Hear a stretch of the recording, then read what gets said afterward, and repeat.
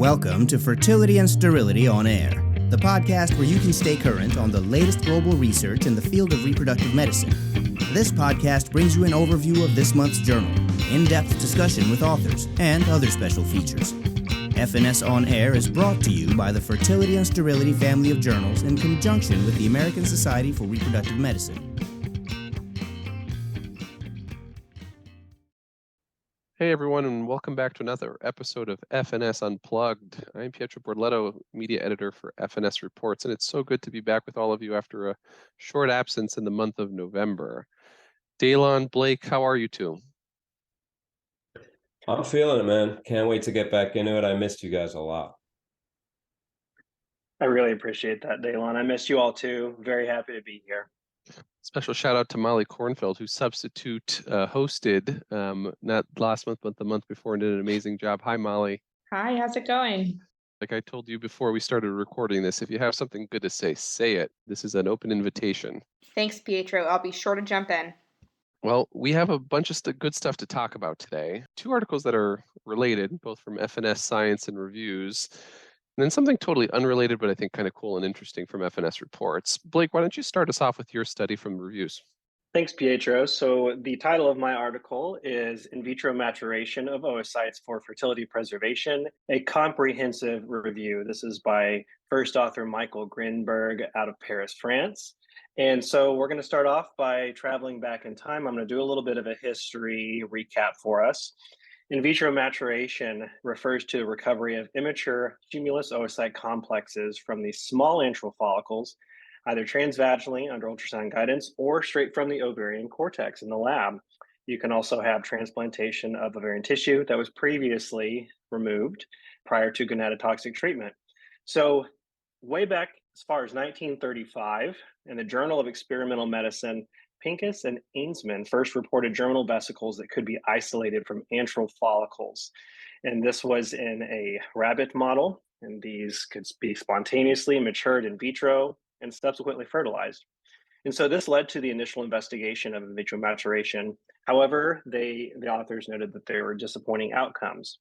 Fast forward a few decades, Steptoe and Edwards, names in which we are all quite familiar with as REIs, first reported in Lancet that oocytes could be laparoscopically aspirated from follicles and ovaries that were stimulated with gonadotropins. And then the interest of IVM sharply had declined afterwards, though, because the ovaries were able to be stimulated with gonadotropins and had a lot more success than trying to aspirate these real small antral follicles. Then in the 1990s, in vitro maturation reemerged, but this was mainly by means to prevent ovarian hyperstimulation syndrome in patients at risk, such as PCOS women. Then along came antagonist cycles, Lupron triggers that we know very well lower the risk of OHSS. Then in 2014, the first live birth after frozen embryo transfer that was obtained from ovarian tissue oocyte in vitro maturation cycle occurred. And then in 2020, the first live birth after embryo transfer from frozen oocytes obtained from ultrasound-guided aspiration and in vitro maturation oocytes was obtained. However, still remained a need for IVM in the setting of scenarios such as the immediate need to start gonadotoxic treatment, such as chemotherapy. But because antral follicles are present in the ovaries at any time, it's at any time in the menstrual cycle, immature cumulus oocyte complexes can always be readily recovered. And thus, this review article is going to dive into articles published on IVM, which I'm going to refer to in vitro maturation as IVM moving thus forward. So they looked at articles that are IVM of oocytes for fertility preservation, describing the methods, indications, and characteristics of the different study groups and outcomes, which we'll talk about a little bit briefly too at the end. And so when they looked at the methods of this paper, they first talked about IVM after transvaginal oocyte aspiration. They talked about how this can be done at any point in the menstrual cycle, which is a nice tool to use for those patients needing to undergo chemo ASAP. Obviously, aspiration, when we think about when you do an egg retrieval, aspiration for an unstimulated follicle is going to be quite challenging. I know that I sometimes will very greedily try and go for the small follicles, knowing that it's very well likely to be a germinal vesicle, but I still like to go for them at times and drive my embryologist nuts.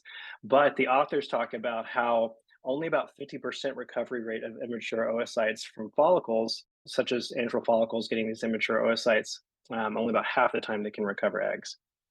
You can consider gonadotropin administration with or without a trigger, loop-run trigger or HCG trigger, and this can improve access to the follicles because they're larger, easier to aspirate.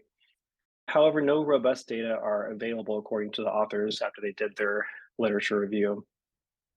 And the results have been quite heterogeneous, mainly because of the variations in the doses that the patients had received and the indications had used. Interestingly, in one cohort of about 340 patients, they demonstrated that patients needed to have an antral follicle count and serum AMH of 20 follicles and AMH of 3.7 in order to obtain just 10 in vitro matured oocytes for cryopreservation. So numbers that we would normally think of a very good responding patient. However, again, if you're aspirating these very small antral follicles, we're hoping to get 10 oocytes in this situation. So next they talked about doing IVM after ex vivo collection of ovarian tissue oocytes. So ovarian tissue cryopreservation followed by ovarian tissue transplantation when the patient has become essentially infertile after cancer treatment, such as having gonadotoxic treatments, or you get oocyte collection within the lab from ovarian tissue that's been previously extracted. This is currently considered to be the only viable fertility preservation method in prepubertal girls. And it does have advantages such as you can get many follicles at once, you don't have to utilize hormonal stimulation, and if you transplant the tissue in a subsequent time, you can have restoration of natural hormonal production and potentially achieve a natural conception in these patients. And they do discuss that there have been about 130 live births reported from ovarian cortex transplantation. So indications for this would be patients with breast cancer, even though we do have well-established protocols for ovarian stimulation. With aromatase inhibitors, for example, we can lower the circulating estradiol concentration. Sometimes oncologists may not be comfortable with us as REIs doing this, and we might need to extract ovarian tissue for cryopreservation, for example. They also discuss hematologic conditions, and this is a little tricky, and it was interesting to think about because if you're taking ovarian tissue with hematologic conditions, there's potential hypothetical concern that you're reintroducing this malignancy back into the body whenever you retransplant the tissue into the body. And so this is one of debate that the authors briefly mentioned. And then there's non-oncologic conditions, such as patients undergoing gender-affirming hormonal treatments. Long-term effects of prolonged testosterone exposure on future fertility are poorly understood, so therefore these patients may want to cryopreserve tissues.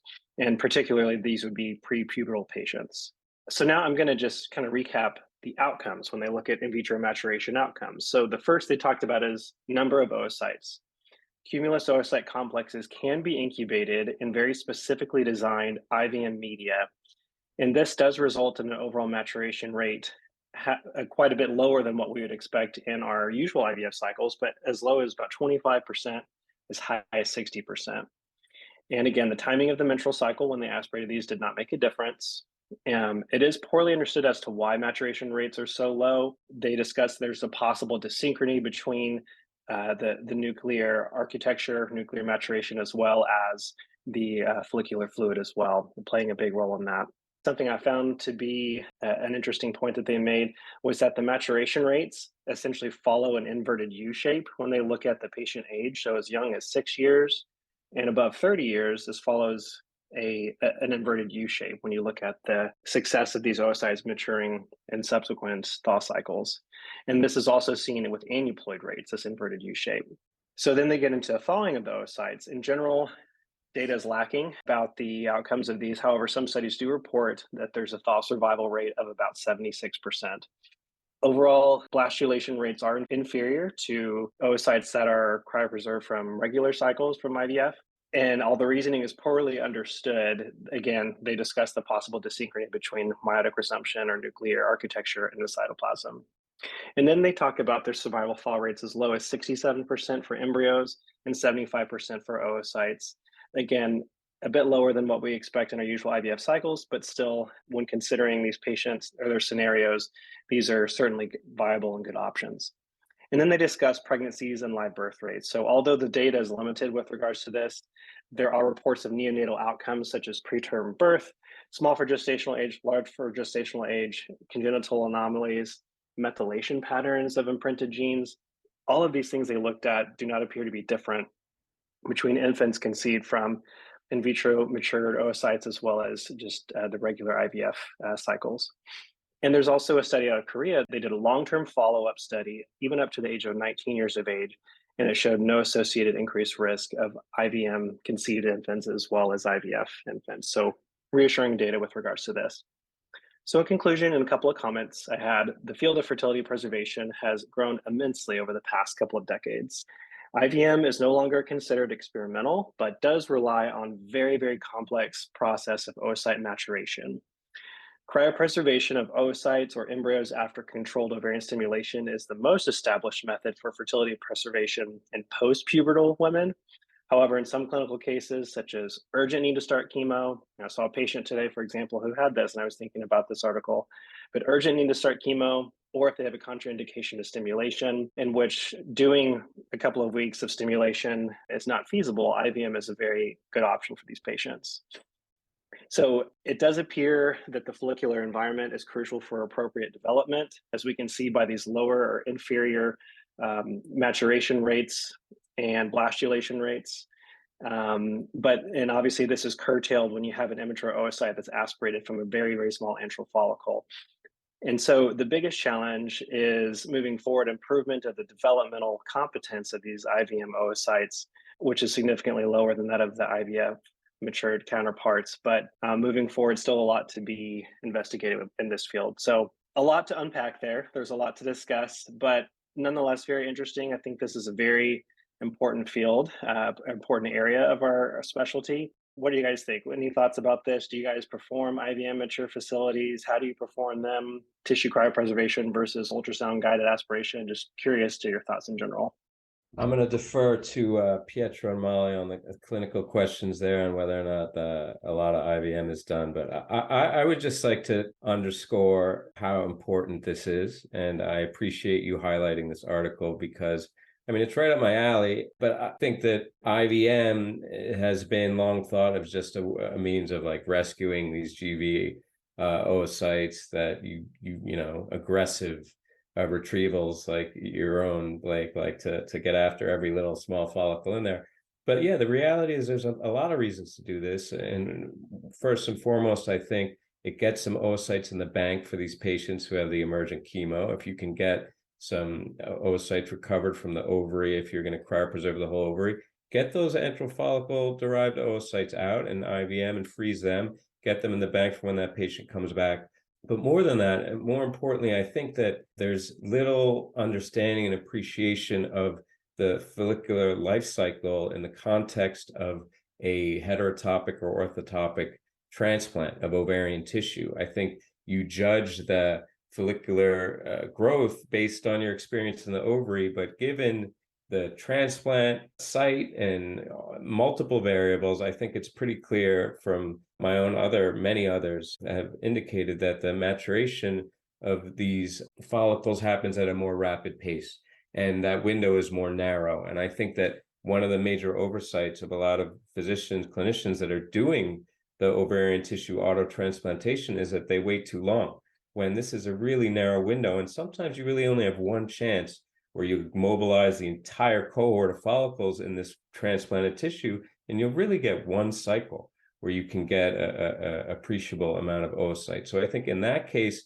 the hedge of recovering those oocytes maybe a little bit earlier and in vitro maturing is, I think, a hedge that I would take, you know, as, you know, we like to joke about me being a non-clinician.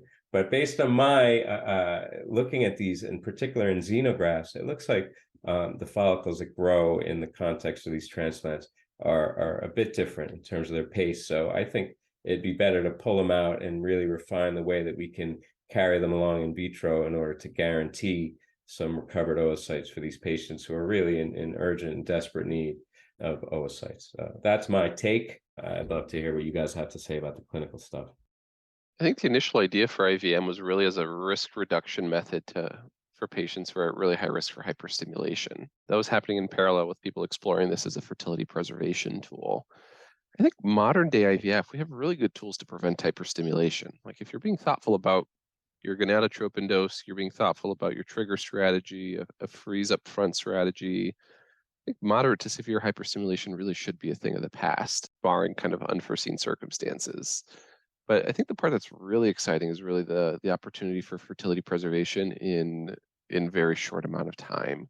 Can't tell you how many times I've been on the receiving end of a consult for a patient who got a terrible diagnosis of some malignancy and needs to start chemo yesterday.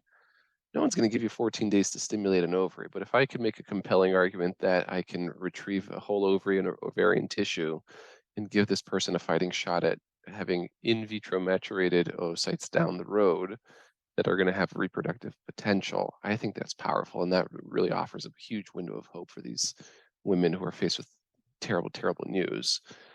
We at Boston IVF don't offer ovarian tissue cryo yet, but it's something that I think we're exploring. I think the hardest logistics of doing this really is having a lab that's able to process this tissue.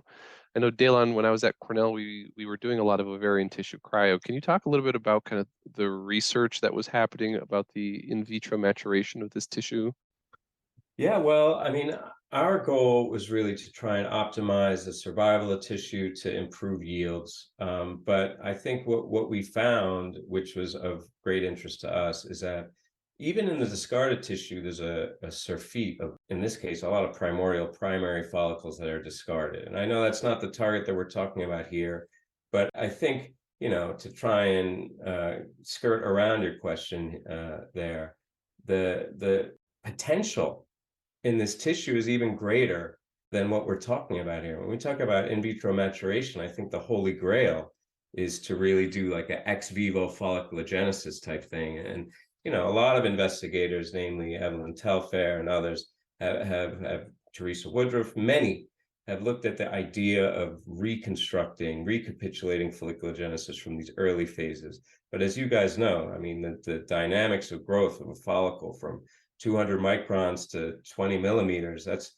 a difficult nut to crack. But that, I think, was the real goal of our research. And the long horizon there is if we can do an ex vivo maturation from very, very early stages. And the key there, that's been shown from research, not in our group, but others, is that you don't really need to go all the way to 10 millimeters or even 5 millimeters. If you can get any antral stage follicle, you can get the development of an antrum, I think you can carry along the rest of that maturation process in vitro with just a cumulus oocyte complex. So I think the future is very bright, and this is going to be a means to preserve fertility for a lot of patients in the future.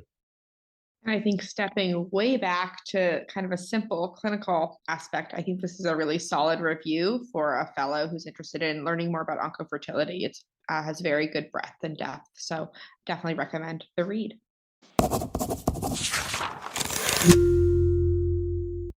Daylon, why don't you keep us going on this theme and tell us what you have from FNS Science this month? Yeah, I have a really strong interest, as you might imagine, in fertility preservation, and this wrinkle of in vitro maturation is really right up my alley. So I can attest also to the fact that the field is moving at a really quick pace, but the story I'm going to share with you guys is going for kind of warp speed, incorporating a bevy of cutting-edge approaches to revitalize the potential of aged oocytes in this case. So this isn't a fertility preservation story. It's more about rescuing these aged and dysfunctional oocytes. And that's where the story starts, with women near the end of their reproductive reserve, when the few oocytes that are recoverable are often of decreased quality. A major reason oocyte quality is diminished is related to impaired spindle assembly, amongst other things.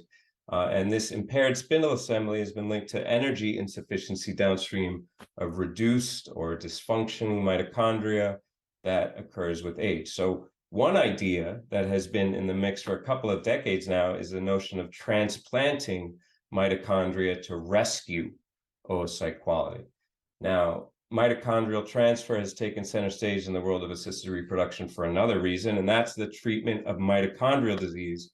Multiple studies over the years have experimentally attempted mitochondrial replacement between host and donor oocytes or zygotes. But these are technically very daunting experiments and require a source of donor material. So still further studies have actually used an autologous source of mitochondria, in this case, granulosa cells, for this idea of rescuing aged oocytes. And there was a study actually in F&S from almost 2 decades ago showing really remarkable, in my view, improvements in oocyte quality and outcome in aged women who had experienced multiple failed cycles after their oocytes had been injected with autologous granulosa cell-derived cytoplasm.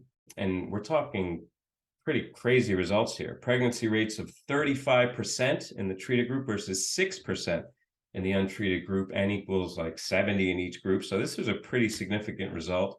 Check out that paper. Pretty crazy, right? Well, that wasn't crazy enough for Shuang Tang's group at Shenyang Agricultural University in China, because by their logic, when you're introducing foreign cytoplasm into an oocyte that is going to become a human being, you want to have a soft touch. And this is a story that really packs it in. Building on this idea that mitochondrial transfer can rescue oocyte quality, Tang's group aimed to establish a more optimized autologous transfer technique that minimizes patient inconvenience and damage to oocytes. The story is really very technically dense, so I encourage all to have a really close look at the article. But apart from the rationale that autologous mitochondria should be introduced more gently, the story hinged on an important premise, and that is that granulosa cells, the source of these mitochondria, they age alongside the oocytes. So the idea of using them as a source of autologous donor material may not be as beneficial as, and this is where Tang et al. Went Rambo.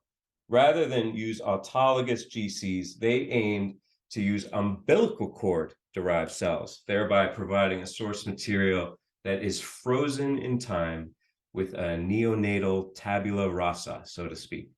But that's not all. I mean, it goes on and on with this paper. They just couldn't get enough, because the umbilical cord derived cells, they're not granulosa cells, right? So maybe the mitochondrial mix in this non-granulosa cell is not perfectly aligned with what might work for rescuing the oocyte. So it seems like a lot of obstacles to surmount. You got the wrong cell, it's old, but Tang Lab was up to the task. They used mice as a model. That's critical to understand. Of course, it's always mice. And they established an intricate protocol that started with neonates. They isolated mesenchymal stem cells from the umbilical cord of pups and cryopreserved them. All right, so they froze the cord of mice, guys. And then once those pups came of age, those umbilical cord cells were thawed and induced into granulosa cells. So they made them into granulosa cells. And then those induced granulosa cells were aggregated with GV oocytes that they got from these grown-up mice. And these GV oocytes had their zona weakened to allow an association with those induced granulosa cells. Those induced granulosa cell oocyte complexes were further incubated with GDF9 to foster these transzonal projections and enable mitochondrial transfer from the induced GCs to the oocyte. After 3 days in those conditions in vitro, the oocytes were subjected to IVM, fertilization, and the resultant 2-cell zygotes were transferred into pseudopregnant mice. The outcome measures were similarly baroque. Mitochondrial ultrastructure by electron microscope, metabolism and spindle organization assessed by confocal microscopy. Ultimately, they showed that mitochondria did in fact migrate from these induced GCs, granulosa cells, to the oocytes. The maturation rate was increased, the quality of the oocytes was improved, as well as the birth rate. A ton of work, and yeah, a pretty impressive result. Are we going to be repurposing cord blood for a similar approach? That seems very unlikely.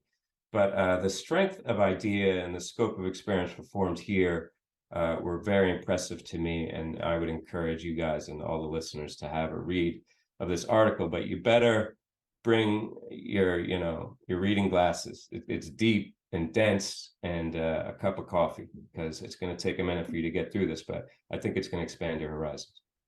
I mean, big ups to the IRB on this one. Big ups to the funding agencies to keep this going. This seems like it was a not a short study by any stretch of the imagination.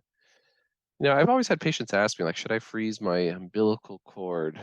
because we think these stem cells may be useful down the road. And typically we're thinking about it being useful for treating adult or early childhood onset conditions in that child or in a sibling. Thoughts never crossed my mind that it could actually be useful to treat age-related infertility in the woman who grew that umbilical cord herself down the road. That kind of blew my mind. You have patients ask you that, and as an REI, to freeze their umbilical cord? I provide comprehensive reproductive care, Dr. Evans, from beginning, and in beginning I mean HSG, which is the topic of our next study, all the way to the bitter end once the placenta comes out and there's a cord in hand. Wow. You must get a lot of sleep.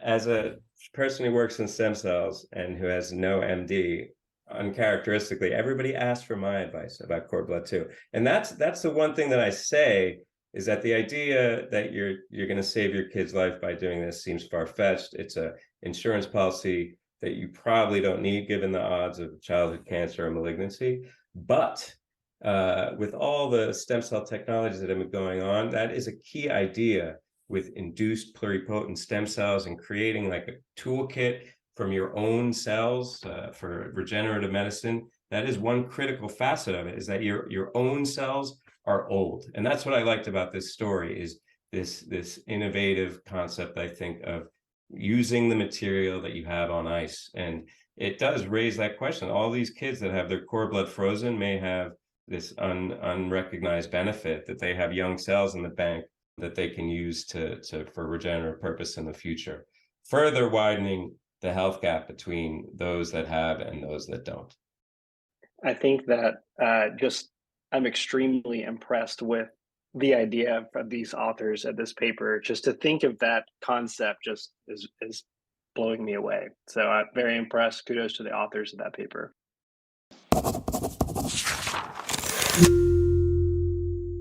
I mean, in a unnatural pivot to something unrelated to maturation and oocytes, I want to talk to you a little about another study that I think also kudos to the authors for pulling off. We don't see enough randomized controlled trials in reproductive medicine, and when we do, it's always worth highlighting.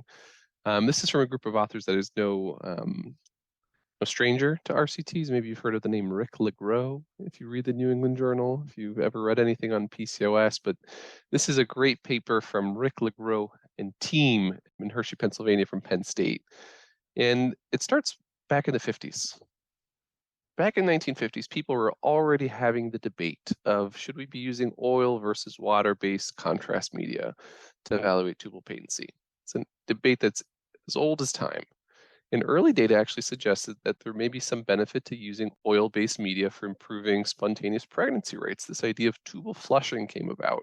Is there gunk in the tubes? Are there filmy adhesions? Is there something about the immune reactivity of putting stuff through the tubes that helps improve spontaneous pregnancy rates? There's actually even a big RCT in the Netherlands called H2OLLY that looked at this and randomized people to oil versus water-based contrast media. And guess what, guys? It showed a 40% improvement in live birth in patients with infertility who received oil-based media versus water-based media. But HSG is starting to become a thing of the past. I think more and more, a lot of us are using sono-HSG or saline sonograms with bubble studies or FemView or HyCoSI, whatever you want to call it. Eliminate the need for X-ray equipment, fluoroscopy, exposure to radiation, and do this all using a transvaginal ultrasound. But with these methods, we're all using water-based contrast media. This group of authors, and again, I told you it's a notable group of authors, they postulated that they could use an oil-based media for ultrasound assessment of tubal patency and achieve the same degree of diagnostic utility as this water-based media, and maybe even see the same bump in spontaneous pregnancy rates from oil-based tubal flushing like they did for HSG. So what do? They put together a single center RCT, double-blinded, and compared the two. This is a study that was performed at Penn State in Hershey, and they randomized patients 1-to-1 between 2019 and 2020. And these participants that they were recruiting were infertility patients between the age of 18 and 40 who were planning to initiate fertility treatment after testing, but not IVF. And really the goal was, after you had your diagnostic evaluation, we want you to start to get pregnant within the next 6 months with something, but not IVF. And they excluded patients at high risk for tubal disease. They did this one based on their history, if they've ever had tubal surgery, history of PID, endometriosis, but they also actually performed an initial sono-HSG with saline to ensure that there was no pelvic pathology before they flushed these tubes with oil-based media.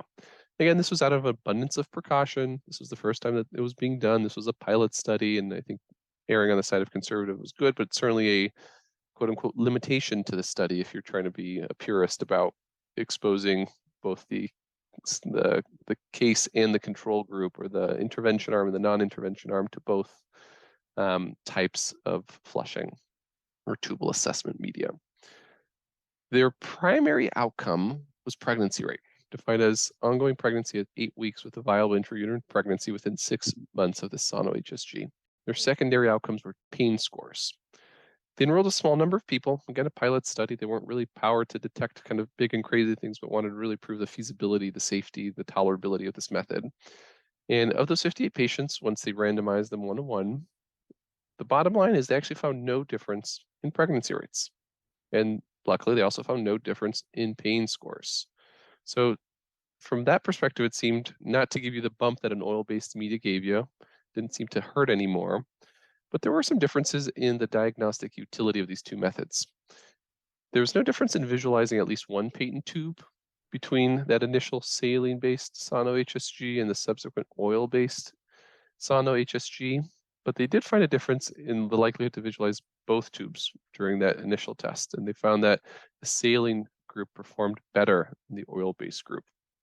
So I think if you're trying to compare one method that we've been using for a long time to a new method that maybe we can extrapolate and add it to this armamentarium, didn't give you the pregnancy bump that we hoped it would, at least in this small, highly selected population of people. And it maybe actually was a little bit worse from a diagnostic perspective in evaluating both tubes compared to our traditional saline method. Now, I don't think this is a practice-changing article. It's not going to make me want to go out and buy oil-based media for HSG. But I like that people are thinking about how to take what is old and make it new again and see if it fits within our current paradigm of how we deliver care. I don't know what it's like for you, Blake, or for you, Molly, in your clinics, but our volume has grown so much at Boston IVF that it's actually hard to get patients scheduled for routine diagnostic testing. There's so many more patients than there are HSG slots. So we really are trying to maximize these ultrasound-based methods, these things that don't require fluoroscopy, don't require radiation exposure. And it's nice to kind of continuously innovate in that space. I'll end by saying that I was actually at the American Association of Gynecologic Laparoscopists meeting last week, and there was a lot of people talking about tubal assessment and in-office tubal assessment. And one of the things I saw was a product called XM foam. And I should put a caveat here, I have no financial relationship, neither does the podcast, with XM foam. But the idea was that this was a foam that had several thousand little microparticles of bubbles in the fluid, so that you got a really nice contrast enhancing image, more than what you can get with a couple bubbles that you generate in saline. And it kind of stayed in the tube real nicely, allowed you to see the whole length of the tube and allow you to have a very obvious spill. I think there's a lot of really cool stuff that's coming out that's not radiation, that's not iodinated contrast media, that I think is going to be safe, that's going to be helpful, and will allow, I think, patients to have a more comfortable, pleasant diagnostic experience, but also kind of get them through the diagnostic part and onto the treatment part, which seems to be a bottleneck that at least we're facing. Blake, Molly, are you guys using anything other than the traditional HSGs and the FemViews or the Hycoses? We're just regular HSG at our practice. I don't know, listening to this, maybe that means we're archaic in Oklahoma, but I don't know. I didn't think we were. But I will say you're a purist. We're a purist. That's exactly right. Now, I know this is a smaller subset of patients too, but I'm just thinking of when you have an HSG and you have extremely slow spill, or you might notice loculations distally, or indication that distally that might be kind of clubbed, and there's just maybe the slightest little trickle of fluid, indicating that there's further tubal pathology. Can you pick up on any of this stuff with these other methods of assessing tubal patency? And I don't know, because I don't do them, so I'm curious if that's a concern you guys have too. In my world, I kind of help stratify patients to one method versus the other. If I'm really concerned about tubal disease, hydrosalpinges, blocked tubes, based on their clinical history, endometriosis, PID, prior tubal surgery, prior nexal or pelvic surgery, that's a person I'm going to feel more strongly about getting an HSG for. If this is a low-risk patient who's never had any of those things, and I just want to really prove patency to be able to get them started with either ovulation induction, IUIs, then I think some of these ultrasound-based methods, at least in my N of a couple of experiences so far, I think that they're more comfortable for patients. It's more comfortable for me not having to wear lead and kind of get suited up for the fluoroscopy of HSG. And ultimately, I think it's just a path of least resistance thing. We have a lot more of those spots available in our clinic than we do some of these HSG spots. But it really requires you to be thoughtful about choosing the right study for the right patient based on their clinical history so that you don't miss a hydro, but you prove that the tubes are open. I'm glad it's more Sounds comfortable messy for to you. me. That oily HSG sounds like a big mess. Does that figure in? Where's all that oil go when it's done? Man, that's a good question, Dalen. Unfortunately, it does leak out. That's where it goes. The smallest part about it ends up in the pelvis through the fallopian tubes, but probably the bulk of it is ending up in a pad, on underwear, on pants, and yes, I think it can be messy, but I think at the end of the day, people want a good diagnostic test, a diagnostic test that tells them the answer in the moment and not require a second or a third or even a more invasive test. So I think there's some tolerability there from an oil versus water-based media that people are willing to take on, but I don't know that I'm ready to make the switch to oil-based media based on this wonderful RCT from FNS reports. I love when they get pregnant after an HSG. We're traditional in our practice too. We do an HSG and then a saline sonogram, but I like to do the poor man's sono HSG, which is if I didn't see fluid in the cul-de-sac and now I do. We have a tube open. Yeah, I mean, and there's other ways. One of my favorite ways that I'm teaching my fellows is the tubal assessment during hysteroscopy. If you actually generate some bubbles during your hysteroscopy and look at those bubbles kind of headed towards the cornua, those bubbles are there and they get sucked in and disappear, tubes are open. It's going from a high pressure system to a negative pressure system inside the peritoneum. You prove patency. The bubbles aren't disappearing. That tube's blocked. There's nothing that's drawing that bubble from positive to negative pressure. And that's, I think, also a poor man's HSG to prove patency. But if you're in there and you're already looking, it's a nice double check. So check that out next time you're doing a hysteroscopy. See if you see those bubbles disappear. Pietro, I'm just so proud of you, Sam, teaching my fellows. You've just grown up so fast. Yeah, we've come a long way, baby. Board eligible reproductive endocrinologist. Passed my REI written boards. I'll have you know, Dr. Evans, and barreling towards the oral boards next year. Yeah, and I will announce it to our podcast as you did me whenever you take yours, so everyone can look for your results. Yeah, it's coming. Well, that's all the time we have for today, guys. It was really good to be back with all of you and Molly joining us again on the podcast today. We have another great episode coming out in January. Stay tuned for that. But until we meet again, we'll see you guys next month. Dalen, Blake, Molly. Peace out. Up, the bass is coming out. Let's go. This concludes our episode of Fertility and Sterility on Air, brought to you by Fertility and Sterility in conjunction with the American Society for Reproductive Medicine. This episode was produced by Dr. Michael Simoni and Dr. Molly Cornfield. This podcast was developed by Fertility and Sterility and the American Society for Reproductive Medicine as an educational resource and service to its members and other practicing clinicians. While the podcast reflects the views of the authors and the hosts, it is not intended to be the only approved standard of practice or to direct an exclusive course of treatment. The opinions expressed are those of the discussants and do not reflect Fertility and Sterility or the American Society for Reproductive Medicine.